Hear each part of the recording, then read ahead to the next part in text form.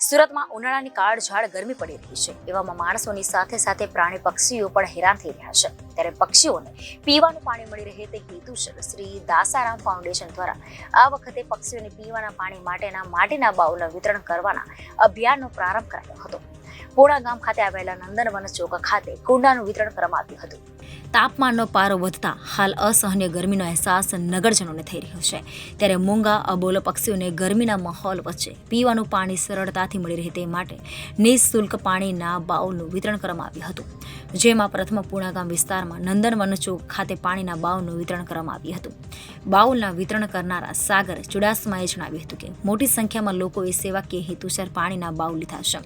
નોંધનીય છે કે કાળઝાળ ગરમીની શરૂઆત થઈ રહી છે, ત્યારે દર વર્ષની જેમ આ વર્ષે પણ મૂંગા અબોલ પક્ષીઓને પીવાનું પાણી સરળતાથી મળી રહે તે માટે વિવિધ વિસ્તારોમાં માટીના કુંડાઓનું વિનામૂલ્યે વિતરણ કરવાના મહાઅભિયાન ચલાવી રહ્યા છે।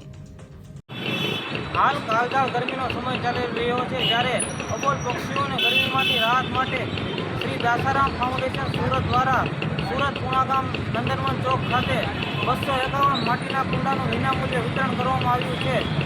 આવી કાળઝાળ ગરમીમાં મનુષ્ય પણ પાણી વગર ત્રાહીમામ પોકારી જાય છે, ત્યારે અબોલ પક્ષીઓનું શું અને શહેરી વિસ્તારમાં હાલ પક્ષીઓને પીવાનું પાણી નથી મળી રહ્યું, જ્યારે પક્ષીઓ મૃત્યુ પામે છે, ત્યારે હું જાહેર જનતાને નમ્ર અપીલ કરું છું કે આપ પણ પોતાની બાલ્કની અને અગાસીમાં મોટું મૂકી અને પક્ષી બચાવીએ। જય હિન્દ, વંદે માતરમ। Reporter Arvind Rathod, Janadesh news, Surat.